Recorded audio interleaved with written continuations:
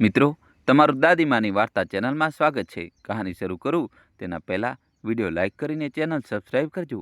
આજે હું તમારા માટે એક એવી વાર્તા લઈને આવ્યો છું જેને સાંભળતા સાંભળતા તમારી આંખો ક્યારે ભીની થઈ જશે તમને પોતાને પણ ખબર નહીં પડે. જરા વિચાર કરો મિત્રો, એક માણસ પોતાની આખી જમીન વેચી દે છે, પોતાનું ઘર વેચી દે છે, પોતાની માના છેલ્લા ઘરેણા સુધી વેચી દે છે, માત્ર એટલા માટે કે તેની પત્નીનું એક સપનું પૂરું થઈ જાય. અને પછી એ જ પત્ની જ્યારે એ સપનાની સૌથી ઊંચી મંજિલ પર પહોંચે છે, જ્યારે તેના ખભા પર અવસરના સિતારા ચમકવા લાગે છે, ત્યારે તે પાછા ફરીને પોતાના એ જ પતિને એક તૂટેલી ફૂટેલી ઝૂંપડીમાં જુએ છે અને કહે છે કે હવે આપણો સાથ આગળ નહીં ચાલી શકે. શું તમને લાગે છે કે એક માણસ આટલો મોટો ધોખો સહન કરી શકે છે અને છતાં પણ એ જ માણસ માટે પોતાનો જીવ આપી શકે છે? ટોકાશો નહીં, કારણ કે આ વાર્તાનો અંત તમને હલાવીને રાખી દેશે. અને હા, વાર્તા સારી લાગે તો લાઇક કરવાનું અને ચેનલને સબસ્ક્રાઈબ કરવાનું બિલકુલ ભૂલતા નહીં. તો ચાલો મિત્રો શરૂ કરીએ. વાત એ દિવસોની છે જ્યારે એક નાના જેવા ગામની કાચી ગલીઓમાં માટી અને ઘાસ પૂંછડાથી બનેલી એક નાની ઝૂંપડીમાં મોહન નામનો એક નવયુવાન રહેતો હતો. મોહન પાસે દુનિયાની નજરમાં કંઈ પણ નહોતું. ના કોઈ મોટી જમીન, ના પાકું મકાન, ના બેંકમાં જમા પૂંજી. તેની પાસે માત્ર બે વસ્તુ હતી. એક હતી તેની બુઢી મા, જેને તે પ્રેમથી અમ્મા કહેતો હતો, અને બીજી હતી તેની પત્ની રોશની. એ રોશની જેના નામની જેમ તેની આંખોમાં એક અજવાળું હતું, એક સપનું હતું જે હજુ અધૂરું હતું. રોશની માત્ર નામની જ રોશની નહોતી મિત્રો, તે ભણવામાં ખૂબ જ હોશિયાર હતી. નાનપણથી તેના દિલમાં એક જ ખાબ પ્રાંગરી રહ્યો હતો કે એક દિવસે તેને વર્દી પહેરશે, એક દિવસ તે આઈપીએસ અફસર બનશે, અને જે ગરીબીએ તેના બાળપણને કચડ્યું હતું એ જ ગરીબી સામે ઊભી રહીને લોકો માટે લડશે. પણ જિંદગીએ તેના સપનાને ખૂબ જલ્દી ખૂણામાં ધકેલી દીધું. પિતા બીમાર રહેવા લાગ્યા, ઘરમાં ખાવાના ફાંફા પડી ગયા, અને એક દિવસ તેના લગ્ન મોહન સાથે કરી દેવામાં આવ્યા. તેની મરજી પૂછ્યા વગર, તેના સપનાને સમજ્યા વગર. લગ્ન પછી રોશનીએ વિચાર્યું હતું કે હવે એનું સપનું હંમેશા માટે દફન થઈ ગયું, પણ એને ખબર નહોતી કે કિસ્મતે તેની જોડીમાં એક એવો માણસ નાખ્યો છે જે તેના અધૂરા ખ્વાબને પોતાના જીવથી પણ વધારે સાચવીને રાખશે. મોહન રોશનીને બેહિંતા પ્રેમ કરતો હતો મિત્રો, પણ આ પ્રેમ એવો નહોતો જે માત્ર વાતોમાં હોય છે. આ એ પ્રેમ હતો જે કોઈની આંખોમાં ઝાંખીને એનું દર્દ વાંચી લે છે. લગ્નના શરૂઆતના દિવસોમાં મોહન અવારનવાર જોતો કે રાત્રે જ્યારે ચૂલાની છેલ્લી આંચ પણ ઓલવાઈ જતી, ત્યારે આખું ગામ ઊંઘી જતું, ત્યારે રોશની આંગણામાં એકલી બેસીને આકાશ સામે જોતી રહેતી. તેની આંખોમાં કંઈક તૂટેલું તૂટેલું રહેતું. એક રાતે મોહનથી રહેવાયું નહીં. તે ધીમેથી તેની પાસે આવીને બેસી ગયો અને બોલ્યો, રોશની, દર રાત્રે તું આ રીતે આકાશ સામે કેમ જોતી રહે છે? તારી આંખોમાં જે ચાંદ કરતાં પણ વધારે ઊંડી ઉદાસી છે તે મારાથી છુપી નથી રહેતી. બતાવને, શું વાત છે? રોશની પહેલાં તો હસીને વાત ટાળવા લાગી. બોલી, કંઈ નહીં જી, બસ એમ જ. પણ મોહને એનો હાથ પોતાના હાથમાં લઈને એટલો પ્રેમથી જોયું કે રોશનીની આંખોનો બાંધ તૂટી ગયો. મિત્રો, કહાની છેલ્લા સુધી જોજો અને વિડીયો લાઇક કરી ચેનલ સબસ્ક્રાઈબ કરી દો. વર્ષોથી દબાયેલું દર્દ આંસુ બનીને વહેવા લાગ્યું. તેને કાપતા અવાજે કહ્યું, મારું એક સપનું હતું મોહન. હું અફસર બનવા માંગતી હતી. હું ચાહતી હતી કે લોકો મને જોઈને કહે કે જુઓ, આ રોશની આઈપીએસ ઓફિસર છે. પણ હવે શું ફાયદો? સપના તો અમીરોના પૂરા થાય છે. આપણા જેવા ગરીબો માટે સપના જોવા પણ ગુનો છે. આ સાંભળીને મોહન થોડી વાર સુધી ચૂપ રહ્યો. એ ખામોશીમાં ઘણું બધું કહેવાઈ ગયું મિત્રો. તેને પોતાની પત્નીની આંખોમાં એ તરસ જોઈએ, તડપ જોઈ જે વર્ષોથી તેના સીનામાં દબાયેલી પડી હતી. એ રાત્રે મોહનને ઊંઘ ના આવી. તે આખી રાત પડખા ફરતો રહ્યો અને એ જ સવાલ તેના મગજમાં ઘૂમતો રહ્યો, હું એવું શું કરું કે મારી રોશનીની આંખોનું આ અજવાળું ક્યારેય ન ઓલવાય? સવાર થતાં જ મોહન ઉઠ્યો અને સીધો ગામના એક ભણેલા ગણેલા માસ્ટરજી પાસે પહોંચી ગયો. તેને પૂછ્યું કે આઈપીએસ બનવા માટે શું શું ભણવું પડે છે? શહેરમાં કોચિંગનો કેટલો ખર્ચ થાય છે અને કેટલા વર્ષ લાગી જાય છે? જ્યારે માસ્ટરજીએ તેને બધો હિસાબ બતાવ્યો તો મોહનના પગ નીચેની જમીન સરકી ગઈ. આટલો બધો રૂપિયો? આટલી મોટી રકમ તો તેને પોતાની આખી જિંદગીમાં ક્યારેય એકસાથે જોઈ પણ નહોતી. પણ મિત્રો, સાચા પ્રેમ સામે હિસાબ કિતાબ હારી જાય છે. મોહન ત્યાંથી પાછા ફરતા ફરતા એક નિર્ણય કરી ચૂક્યો હતો. ગમે તે થઈ જાય, ચાહે એને પોતાની આખી જિંદગી માટીમાં મેળવવી પડે, તે રોશનીનું સપનું જરૂર પૂરું કરશે. ઘર પાછા ફરીને તેને અમ્માને બધી વાત બતાવી. અમ્મા થોડી વાર ચૂપ રહી. પછી પોતાની જૂની સંદૂકમાંથી એક મેલી પોટલી કાઢી. એ પોટલીમાં તેમના સુહાગના એ છેલ્લા ઘરેણાં હતા જે તેમને વર્ષોથી સીનાથી લગાડીને રાખ્યા હતા. તેને કાંપતા હાથે એ પોટલી મોહનના હાથમાં મૂકતા કહ્યું, બેટા, આ ઘરેણાએ મારી કોઈ મદદ ન કરી, પણ જો આ કોઈ વહુનું સપનું પૂરું કરી શકતા હોય તો આજે મારી જિંદગી સફળ થઈ ગઈ. લઈ જા. મોહનની આંખો ભરાઈ આવી, પણ તેને ખબર હતી કે માત્ર ઘરેણાથી વાત નહીં બને. આવતા જ અઠવાડિયે તેને પોતાની એ નાની એવી ખેતીવાળી જમીન વેચવાનો નિર્ણય કરી લીધો, જે તેના બાપ દાદાની નિશાની હતી. જ્યારે આ વાત આખા ગામમાં ફેલાઈ મિત્રો, તો જાણે આગ લાગી ગઈ. લોકો મોહનની મજાક ઉડાવવા લાગ્યા. કોઈ કહે, અરે આ તો પાગલ થઈ ગયો છે, બાયડી પાછળ પોતાની જમીન સુધી વેચી રહ્યો છે. કોઈ કરે, અરે મૂરખ, કાલે તારી બાયડી અફસર બનીને તને ઓળખશે પણ નહીં, પછી રોતો રહેજે. અને કોઈ તો ત્યાં સુધી કહી દેતું, औरत પાછળ પોતાના મૂળિયા કાપી રહ્યો છે, એક દિવસ રોડ પર ભીખ માગશે. પણ મોહને કોઈની એક વાત ન સાંભળી. તેના માટે દુનિયાની દરેક વાત નકામી હતી, કારણ કે તેની દુનિયા તો માત્ર રોશનીની આંખોમાં વસતી હતી. જ્યારે રોશનીને ખબર પડી કે મોહને તેના માટે જમીન વેચી દીધી છે, તો તે તડપી ઉઠી. તેને રોતા રોતા મોહનનો કુર્તો પકડી લીધો અને બોલી, આ તે શું કરી દીધું મોહન? તે પોતાની જમીન કેમ વેચી? મારે નથી બનવું કોઈ અફસર બફસર, મને તો જોઈએ છે તારી જમીન નહીં. ત્યારે મોહને તેના આંસુ પોતાની આંગળીઓથી લૂંટાઈ ખૂબ જ વાલછોયા સ્મિત સાથે કહ્યું, પાગલ, સમજતી કેમ નથી? તારું સપનું હવે મારું સપનું બની ચૂક્યું છે. તારી મંજિલ જ હવે મારી મંજિલ છે. જમીન તો ફરી બની જશે, પણ જો તારી આંખોનું આ સપનું મરી ગયું ને, તો એ ફરી ક્યારેય નહીં જન્મે, અને હું તારી આંખોમાં ફરી ક્યારેય ઉદાસી જોઈ શકતો નથી. આ સાંભળીને રોશની મોહનના સીનાથી વળગીને ધ્રુસકે રોઈ પડી. એક ક્ષણે તેને પહેલીવાર સાચા દિલથી અનુભવ્યું કે તેનો પતિ માત્ર તેનો જીવનસાથી નથી, તે તેની સૌથી મોટી તાકાત છે, તેનો સૌથી મોટો સહારો છે. એ રાત્રે બંને આંગણામાં મોડે સુધી બેસી રહ્યા, અને મોહને રોશનીને કહ્યું, એક વાયદો કર, ગમે તે થઈ જાય તું ક્યારે હાર નહીં માને, અને જ્યારે તું વર્દી પહેરીને પાછી ફરીશ ને, ત્યારે આ ઝૂંપડીના ઉંબરે સૌથી પહેલો મારો હાથ ઝાલજે. બસ આટલું જ જોઈએ છે મને. રોશનીએ રોતા રોતા માથું હલાવી દીધું. મિત્રો, થોડા દિવસો પછી એ દિવસ આવી ગયો જ્યારે રોશનીએ શહેર જવાનું હતું. બસ સ્ટેન્ડ પર ઊભેલી બસ પાસે મોહને એની નાની થેલી એના હાથમાં સોંપી. મિત્રો, કહાની છેલ્લા સુધી જોજો, જબરજસ્ત ટ્વિસ્ટ આવશે. વિડીયો લાઇક કરી ચેનલ સબસ્ક્રાઈબ કરી દો. બંને એકબીજાને જોતા રહ્યા અને કોઈને કંઈ બોલાયું નહીં, કારણ કે કેટલીક અલવિદા માત્ર આંખોથી જ કહેવાતી હોય છે. બસ ઉપડી ગઈ અને મોહન ત્યાં સુધી ઊભો જોઈ રહ્યો હતો જ્યાં સુધી બસ ધૂળમાં ગાયબ થઈ ગઈ. રોશની શહેર પહોંચી ગઈ અને તેને યુપીએસસીની તૈયારીમાં પોતાનો જીવ પરોવી દીધો. ત્યાં ગામમાં હવે મોહન બિલકુલ એકલો રહી ગયો હતો. જમીન વેચાઈ ચૂકી હતી, અમ્માના ઘરેણાં વેચાઈ ચૂક્યા હતા, અને જે પૈસા મળ્યા હતા તે ધીમે ધીમે પૂરા થવા લાગ્યા હતા. પણ મોહને હિંમત ના હારી. દર મહિને રોશનીની ફી, એના પુસ્તકો, એનું ભાડું, આ બધું ગમે તેમ કરીને ભેગું કરવાનું હતું. મોહન સવારે સૂરજ ઉગતા પહેલાં જ ઉઠી જતો. ક્યારેક કોઈના ખેતરમાં મજૂરી કરતો, ક્યારેક ઈંટ ગારો ઉચકતો, ક્યારેક શહેરમાં જઈને રિક્ષા ખેંચતો, તો ક્યારેક રસ્તો બનાવતી ટીમ સાથે પથ્થર તોડતો. તેના પોચા હાથ હવે છાલાઓથી ભરાઈ ગયા હતા. તેની પીઠ ઝૂકવા લાગી હતી અને તેનો ચહેરો સમય પહેલાં જ ગરડો દેખાવા લાગ્યો હતો. પણ દર રાત્રે જ્યારે તે થાક્યો પાક્યો ઝૂંપડીમાં પાછો ફરતો અને રોશનીનો ફોન આવતો તો તેનો બધો થાક પળભરમાં ગાયબ થઈ જતો.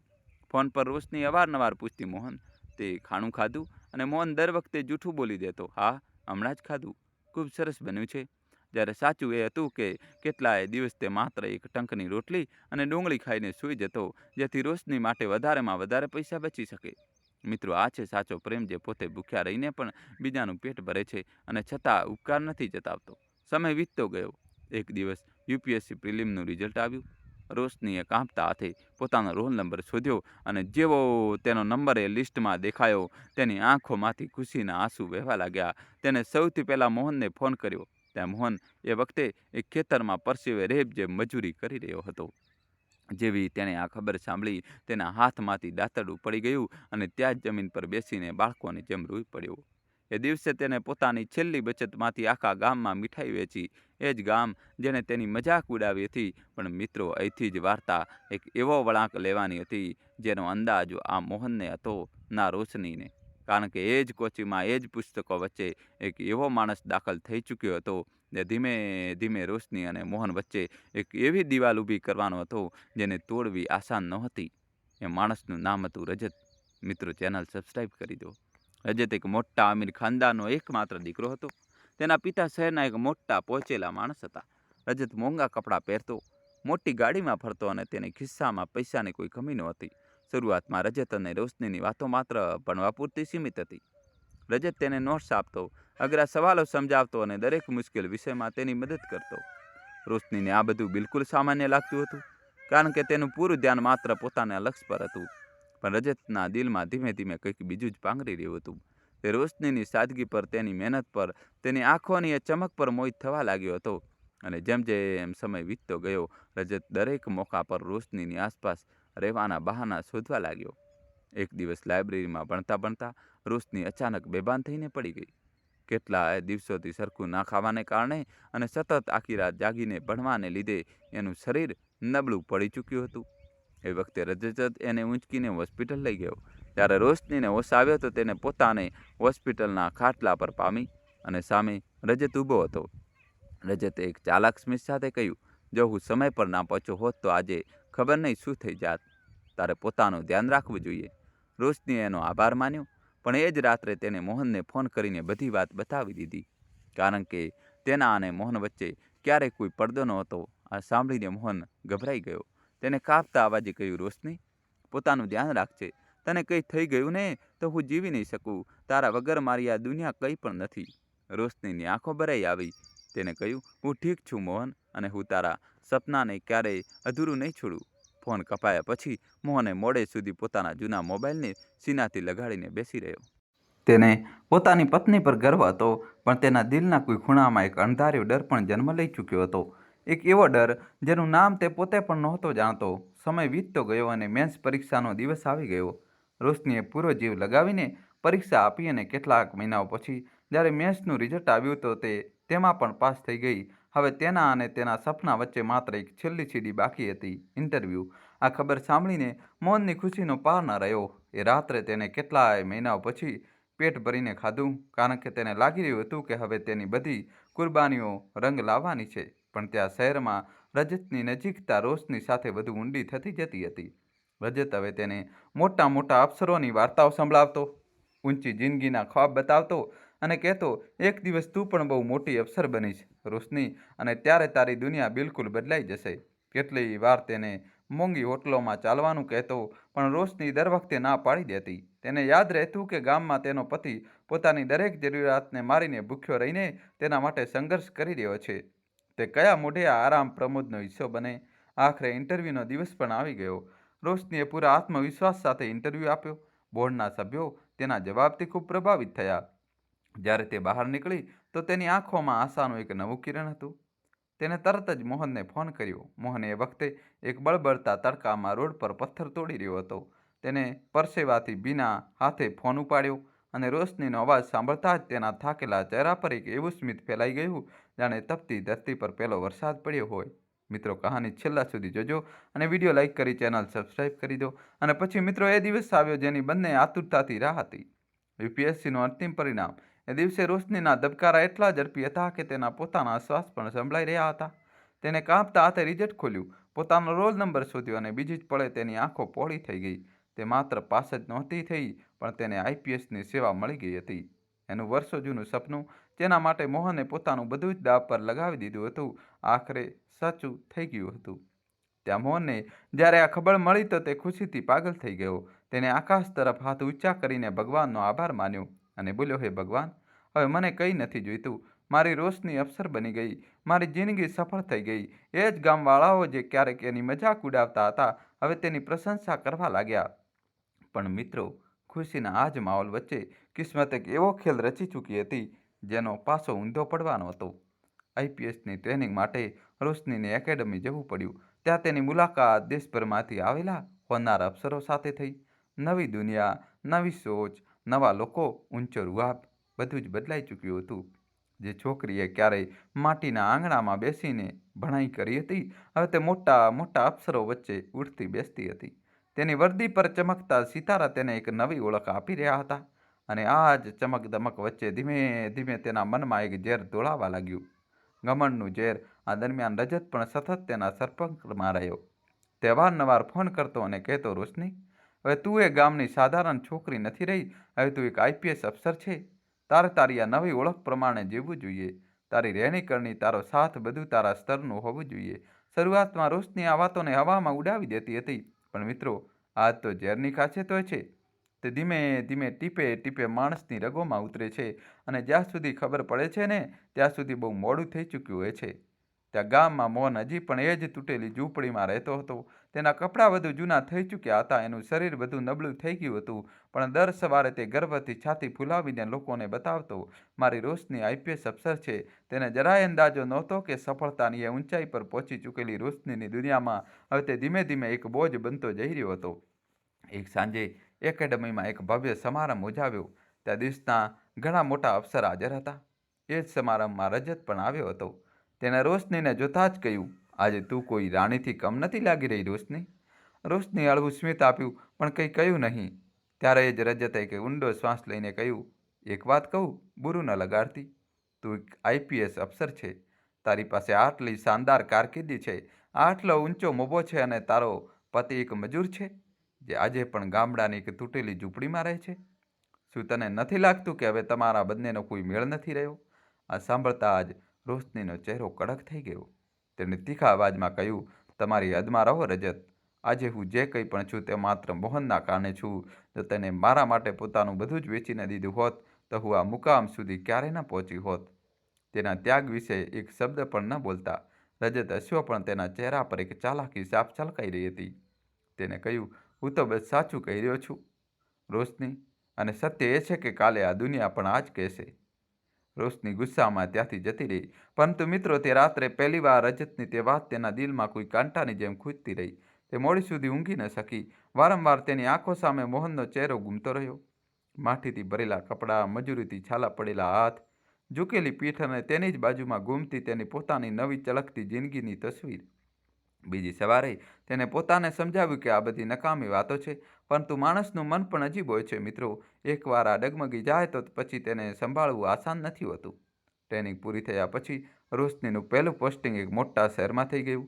તેને સરકારી બંગલો મળ્યો, ચળકતી ગાડી મળી, સલામી આપતો સ્ટાફ મળ્યો. હવે તેની ચારે તરફ એ જ દુનિયા હતી જેના વિશે તેણે ક્યારેય સપનામાં પણ વિચાર્યું નહોતું. અને આ જ દુનિયાની જાળમાં તેને પોતાને એટલી વ્યસ્ત કરી લીધી કે મોહન સાથે વાત કરવાનો સમય પણ ઓછો થઈ ગયો. પહેલાં જ્યાં રોજ કલાકો સુધી વાતો થતી હતી, હવે કેટલાય દિવસોથી બસ 2 મિનિટની વાતચીતમાં વીતી જતા.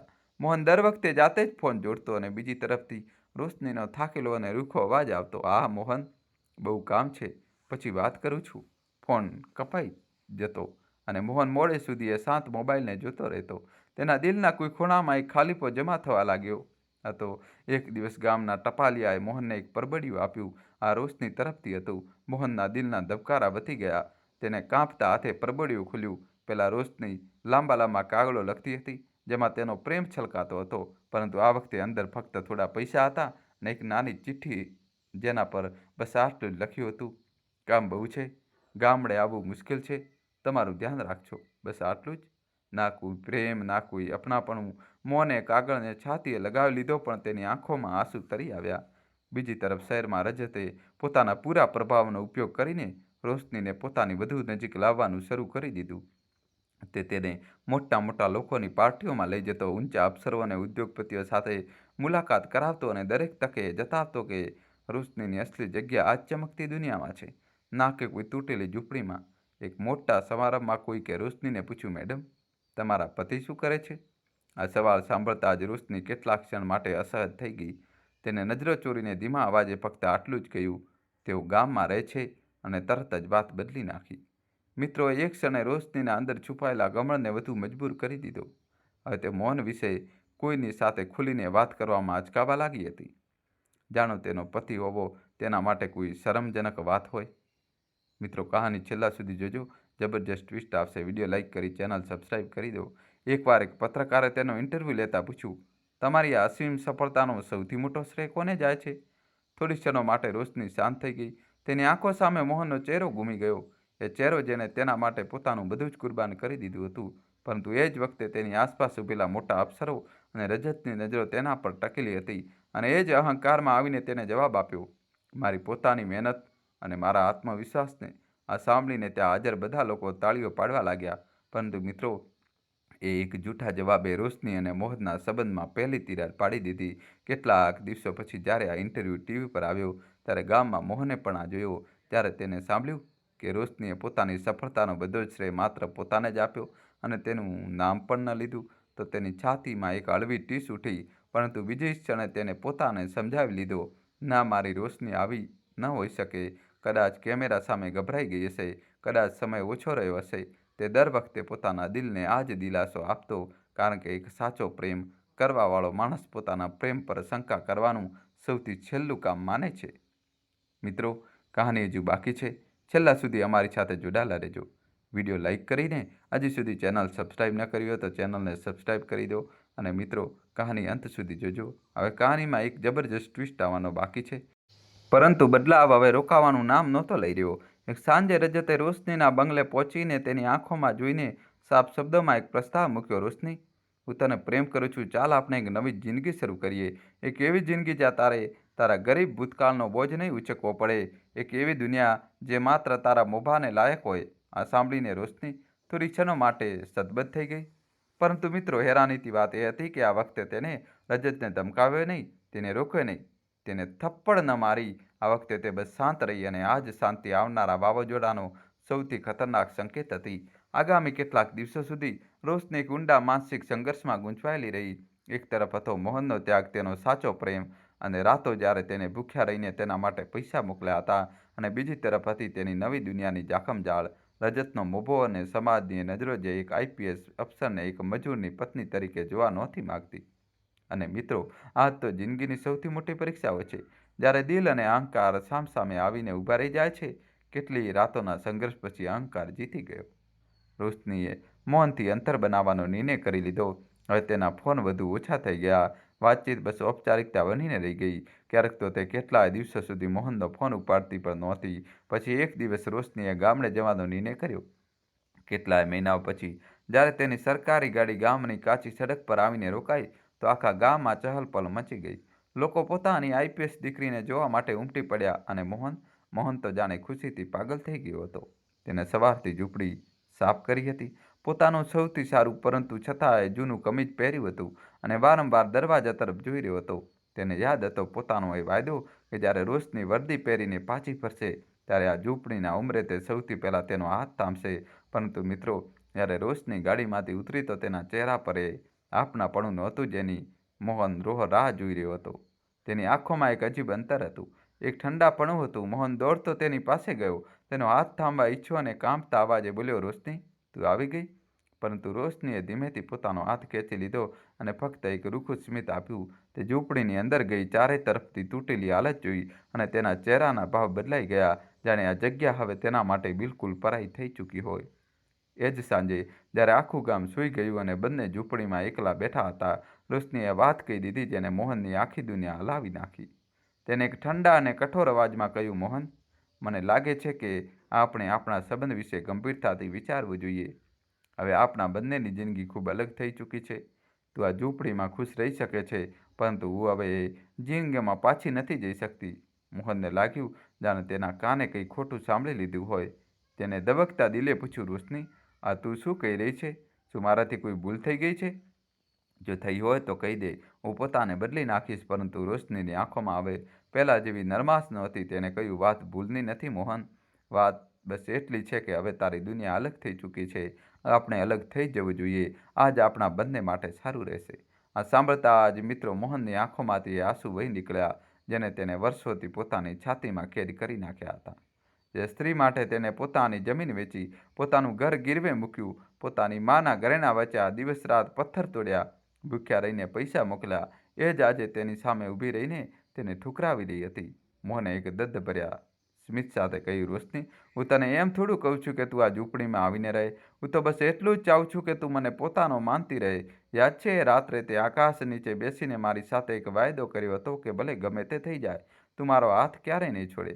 આજે તું એ બધું કેવી રીતે ભૂલી ગઈ? રોશનીએ એક ક્ષણ માટે નજરો ઝુકાવી લીધી. તેનું દિલ પણ કાપ્યું. પરંતુ પછી રજતની વાતો, સમાજની નજરો અને પોતાની નવી દુનિયાનું આકર્ષણ તેના મન પર હાવી થઈ ગયું. તેને ઠંડા લહેકામાં કહ્યું, એ બધી જૂની વાતો હતી મોહન, સમય બદલાઈ ગયો છે. બીજી સવારે આખા ગામની સામે રોશની પોતાની ગાડીમાં બેસીને શહેર પાછી જતી રહી. જતી વખતે તેને એકવાર પણ પાછી વળીને ન જોયું. મન રોડ કિનારે ઊભો રહીને તેની ગાડીને ત્યાં સુધી જોતો રહ્યો જ્યાં સુધી તે ધૂળમાં ઓઝલ ન થઈ ગઈ. અને એ ધૂળની સાથે જ તેની બધી આશાઓ પણ દૂર જતી રહી. એ દિવસ પછી મોહન પૂરી રીતે બદલાઈ ગયો.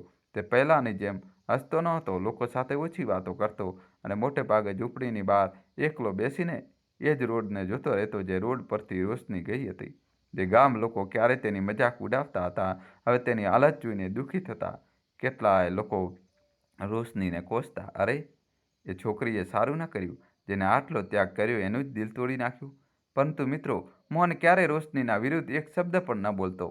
તે બસ એટલું જ કહેતો, જો તે ખુશ છે તો મારા માટે આટલું જ કાફી છે. મેં તેને અફસર બનાવવાનું સપનું જોયું હતું, તેને મારી ગુલામ બનાવવાનું નહીં. બીજી તરફ શહેરમાં રોશનીએ પોતાને કામમાં ડૂબાડી દીધી અને રજતથી તેની નિકટતા વધુ વધી ગઈ. બંને ઘણી જગ્યાએ સાથે દેખાવા લાગ્યા, પરંતુ મિત્રો, કિસ્મત હવે પોતાની અસલી રમત શરૂ કરવાની હતી. એક રાત્રે રોશની ખૂબ મોટા અને ખતરનાક ઓપરેશનનું નેતૃત્વ કરી રહી હતી. ખબર મળી હતી કે કેટલાક નામચીન ગુનેગારો શહેરના એક વિસ્તારમાં છુપાયેલા છે. પોલીસ ટીમે આખા વિસ્તારને ઘેરી લીધો, પરંતુ અચાનક ગુનેગારોએ અંધાધૂંધ ગોળીબાર શરૂ કરી દીધો. સ્થિતિ બેકાબૂ થઈ ગઈ અને એ જ અફરાતફરીમાં એક ગોળી સીધી રોશની તરફ આવી. બધું એટલી ઝડપથી થયું કે કોઈને સંભાળવાની તક જ ન મળી. રોશની લુહાણ થઈને જમીન પર ઢળી પડી. આખા વિભાગમાં ઓબાળો મચી ગયો. તેને ઉતાવળમાં હોસ્પિટલ પહોંચાડવામાં આવી. ખબર વીજળીની જેમ મીડિયામાં ફેલાઈ ગઈ. ટીવી ચેનલો પર સતત તેની હાલતની ચર્ચા થવા લાગી. ગામમાં જ્યારે મોહને આ ખબર સાંભળી તો તેના પગ નીચેની જમીન સરકી ગઈ. જે સ્ત્રીએ તેનું દિલ તોડ્યું, જેણે તેને ઠુકરાવી દીધો હતો, આજે એ જ જીવ જોખમમાં હતો. અને મિત્ર, મોહનના દિલમાં એક ક્ષણ માટે પણ એ ખ્યાલ ન આવ્યો કે તેને મારી સાથે શું કર્યું હતું. તેના દિલમાં આજે પણ એ જ પ્રેમ હતો જે એ પહેલી રાત્રે આકાશ નીચે હતો. એક ક્ષણ પણ ગુમાવ્યા વગર મોહન શહેર માટે નીકળી પડ્યો. તેની ખિસ્સામાં ભાડાના પણ પૂરા પૈસા નહોતા. તે કોઈ ટ્રકમાં, કોઈ બસમાં, ક્યારેક પગપાળા ચાલીને આખી રાતની મુસાફરી કરીને હોસ્પિટલ પહોંચ્યો. ત્યાં બહાર કડક સુરક્ષા હતી, મોટા અફસરો હાજર હતા, મીડિયાનો જમાવડો હતો અને એ બધા વચ્ચે એક ફાટેલા જૂના કપડાવાળો, થાકેલો, ધૂળથી ભરાયેલો એક માણસ પણ હતો, જેની આંખોમાં ફક્ત પોતાની પત્નીની ચિંતા હતી. કોઈકે તેને ઓળખવાની કોશિશ ન કરી, કોઈકે તેની પરવા ન કરી. તે હોસ્પિટલની બહાર એક ખૂણામાં બેસીને હાથ જોડીને કલાકો સુધી ભગવાનને બસ એક જ પ્રાર્થના કરતો રહ્યો, હે ભગવાન, મારી રોશનીને કંઈ થવા ન દેતા. ભલે મારો જીવ લઈ લો, પણ તેને બચાવી લો. ત્યારે જ અંદરથી ડૉક્ટર બહાર આવ્યા અને તેમણે એક ખૂબ જ ગંભીર વાત કહી. દર્દીની હાલત ખૂબ જ નાજુક છે, બહુ લોહી વહી ચૂક્યું છે અને તેમને તરત જ એક ખાસ દુર્લભ રેર ગ્રુપની બ્લડની જરૂર છે. બ્લડ બેંકમાં અને હોસ્પિટલમાં હાજર કોઈ પણ વ્યક્તિનું બ્લડ આ ગ્રુપ સાથે મેચ નથી થઈ રહ્યું. સમય ખૂબ ઓછો છે. દરેક વીતતી મિનિટ સાથે ખતરો વધુ વધી રહ્યો હતો. મોટા મોટા અફસરો પરેશાન હતા, પરંતુ કોઈ કરી શકતું નહોતું. અને ત્યારે જ મિત્રો, જ્યારે છેલ્લી આશા તરીકે ત્યાં હાજર દરેક વ્યક્તિનો બ્લડ ટેસ્ટ કરવામાં આવવા લાગ્યો, તો તપાસમાં ખબર પડી કે દુર્લભ બ્લડ ગ્રુપ બરાબર એ જ માણસનું છે જે ફાટેલા કપડામાં હોસ્પિટલની બહાર એક ખૂણામાં બેસીને પોતાની પત્નીની જિંદગી માટે રોઈ રહ્યો હતો. એટલે કે મોહનનું. અને હવે રોશનીનો જીવ બચાવવાની છેલ્લી આશા એ જ માણસ હતો જેને તેને પોતાની જિંદગીમાંથી બેરહમીથી કાઢી ફેંક્યો હતો. જેવું મોહને સાંભળ્યું કે તેનું લોહી રોશનીનો જીવ બચાવી શકે છે, તે એક ક્ષણ પણ રોકાયો નહીં. કંઈ પણ વિચાર્યા વગર, કોઈ શરત રાખ્યા વગર તે ડૉક્ટરોની સાથે અંદર જતો રહ્યો. તેના દિલમાં રતિભર પણ કડવાશ નહોતી. ડૉક્ટરોએ જલ્દી તૈયારી કરી અને મોહને પોતાનું લોહી આપી દીધું. એ જ રોશની માટે જેણે તેને ઠુકરાવ્યો હતો. મિત્રો, કહાની છેલ્લા સુધી જોજો અને વિડીયો લાઈક કરી દો. કેટલાય કલાકો સુધી ચાલેલા ઇલાજ પછી આખરે ડૉક્ટરો બહાર આવ્યા અને હસતા હસતા બોલ્યા, ખતરો ટળી ગયો છે, મેડમનો જીવ બચી ગયો છે. આ સાંભળતા જ મોહનની આંખોમાંથી રાહતના આંસુ વહી નીકળ્યા. તેણે એકવાર ફરી હાથ જોડીને ભગવાનનો આભાર માન્યો. હોસ્પિટલમાં હાજર મોટા અફસરો હવે એ સામાન્ય દેખાતા માણસ વિશે જાણવા માંગતા હતા, જેને પોતાના જીવની પરવા કર્યા વગર એક આઈપીએસ અફસરનો જીવ બચાવ્યો હતો. ત્યારે જ એક કર્મચારીએ જણાવ્યું, સાહેબ, આ સામાન્ય માણસ નથી, આ મેડમના પતિ છે. એ જ પતિ જેમણે પોતાની પત્નીને ભણાવવા માટે પોતાનું બધું જ વેચી દીધું હતું. આ સાંભળીને ત્યાં હાજર દરેક માણસ સતબદ્ધ થઈ ગયો. બીજા દિવસે જ્યારે રોશનીને ભાન આવ્યું તો તેને પોતાને હોસ્પિટલના પલંગ પર જોઈ. તેનો પહેલો સવાલ હતો, મારો જીવ કેવી રીતે બચ્યો? ત્યારે જ એક વરિષ્ઠ ડૉક્ટરે તેની આંખોમાં જોતા કહ્યું, મેડમ, તમારો જીવ એ માણસે બચાવ્યો છે જેને તમે પોતાની જિંદગીમાં સૌથી વધુ ઠુકરાવ્યો હતો. આ સાંભળીને રોશની હેરાન થઈ ગઈ. ડૉક્ટરે રૂમના ખૂણા તરફ ઇશારો કર્યો, જ્યાં મોહન ચૂપચાપ માથું ઝુકાવીને ઊભો હતો. તેને જોતાં જ રોશનીની આંખો પોળી થઈ ગઈ. તેની સામે એ જ મોહન ઊભો હતો, વધુ નબળો, વૃદ્ધ અને તૂટેલો, ફાટેલા કપડાં, છાલા ભરેલા હાથ, કરચલીઓથી ભરેલો ચહેરો, પરંતુ એ જ આંખોમાં આજે પણ તેના માટે એ જ ફિકર હતી, એ જ પ્રેમ હતો. ડૉક્ટરે આગળ કહ્યું, જો સમય પર એમનું લોહી ન મળ્યું હોત તો તેમને બચાવવું અશક્ય હતું. મિત્રો, આ સાંભળતા જ રોશનીની આંખોમાંથી આંસુની ધારા વહી નીકળી. પહેલીવાર તેને પોતાના લીધેલા દરેક નિર્ણયનો બોજ પોતાની છાતી પર અનુભવાયો. તેની આંખો સામે એક એક કરીને બધી તસવીરો ઘૂમવા લાગી. કેવી રીતે આ માણસે તેના માટે જમીન વેચી હતી, કેવી રીતે ભૂખ્યા રહીને પૈસા મોકલ્યા હતા, કેવી રીતે લોકોના મેણા હસતા હસતા સાયા હતા, કેવી રીતે તેને પોતાની આખી જિંદગી તેના સપનાઓના નામે કરી દીધી હતી. અને બદલામાં તેણે શું કર્યું? તેણે આ જ માણસનું દિલ તોડ્યું, આ જ માણસને એકલો છોડી દીધો, આ જ માણસને એક તૂટેલી ઝૂંપડીમાં બેસહારા છોડીને એક જૂઠી દુનિયા પાછળ ભાગતી રહી. રોશનીએ કાંપતા હાથે મોહનનો હાથ પકડી લીધો અને રોતા રોતા બોલી, મને માફ કરી દે મોહન, હું સફળતાના અહંકારમાં અંધ થઈ ગઈ હતી. મેં મારી અસલી ઓળખ ખોઈ દીધી હતી. મેં એ માણસને ઠુકરાવી દીધો જેણે મને આ જિંદગી આપી. આજે જો હું શ્વાસ લઈ રહી છું તો ફક્ત તારા લીધે. હું એ વાયદાને કેવી રીતે ભૂલી ગઈ જે મેં તારી સાથે કર્યો હતો. મોહનની આંખો પણ ભીની હતી, પરંતુ તેના ચહેરા પર કોઈ ફરિયાદ નહોતી, કોઈ ગુસ્સો નહોતો. તેણે ધીમેથી તેના માથા પર હાથ રાખતા કહ્યું, હું તારાથી ક્યારેય નારાજ નહોતો રોશની. હું તો બસ એટલું જ ચાહતો હતો કે તું ખુશ રહે, ચાહે મારી સાથે રહીને કે મારા વગર. પતિ પત્નીનો સંબંધ ઉપકારનો નથી હોતો, આ તો ભરોસાનો હોય છે, સાથનો હોય છે. આ સાંભળીને ત્યાં હાજર દરેક માણસની આંખો ભરાઈ આવી. મિત્રો, હોસ્પિટલમાંથી રજા મળ્યા પછી રોશનીએ એક એવો નિર્ણય લીધો જેને બધાને હેરાન કરી દીધા. તેણે દેશભરના મીડિયા સામે એક પ્રેસ કોન્ફરન્સ કરી.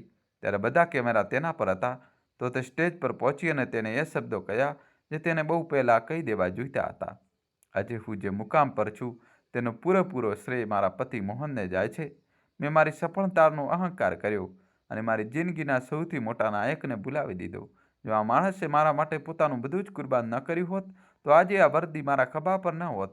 અને પછી તેને બધાની સામે મોહનને સ્ટેજ પર બોલાવ્યો. ફાટેલા જૂના કપડામાં આંચકાતો મોહન જ્યારે સ્ટેજ પર પહોંચ્યો તો રોશની બધાની સામે તેના પગમાં ઝૂકી ગઈ. આખા હોલમાં સન્નાટો છવાઈ ગયો. કેમેરાની ફ્લેશ ચમકવા લાગી. રોશની રોતા રોતા બોલી, મને માફ કરી દો, મેં મારી જિંદગીની સૌથી મોટી ભૂલ કરી છે. મોહને તરત જ તેને ઊભી કરી અને તેના આંસુ લૂછતા કહ્યું, પતિ પત્નીના સંબંધમાં માફી નથી હોતી રોશની, ફક્ત સાથ હોય છે. અને મારો સાથ હંમેશા તારી સાથે હતો અને રહેશે. આ સાંભળતા જ આખો હોલ તાળીઓથી ગુંજી ઉઠ્યો. કેટલાક જ દિવસો પછી રોશનીએ ગામમાં એક સુંદર પાકું ઘર બનાવડાવ્યું. પરંતુ મોહને હસતા હસતા કહ્યું, મને મહેલોની જરૂર નથી રોશની, મને તો બસ તું જોઈએ છે, મારો પરિવાર જોઈએ છે. આ પછી રોશની વારંવાર ગામડે આવવા લાગી. તેણે ગામના ગરીબ બાળકોના ભણતર માટે એક સંસ્થા શરૂ કરી. તેનું નામ રાખ્યું મોહન શિક્ષા મિશન. તે નહોતી ચાહતી કે કોઈ બીજાનું સપનું માત્ર એટલા માટે અધૂરું રહી જાય કારણ કે તે ગરીબ છે. બીજી તરફ રજતની સચ્ચાઈ પણ ધીમે ધીમે બધાની સામે આવી ગઈ. લોકોને ખબર પડી કે તે રોશનીને પ્રેમ નહોતો કરતો, પરંતુ માત્ર તેના પદ અને પ્રભાવનો ફાયદો ઉઠાવવા માંગતો હતો. આ જાણીને રોશનીએ હંમેશા માટે તેનાથી પોતાના બધા સંબંધો તોડી નાખ્યા. અને મિત્રો, જે ગામમાં ક્યારેક લોકો મોહનની મજાક ઉડાવતા હતા, હવે એ જ ગામ તેની મિસાલ આપતું હતું. લોકો પોતાના બાળકોને જણાવતા કે સાચો પ્રેમ કોને કહેવાય અને ત્યાગની અસલી વ્યાખ્યા શું હોય છે.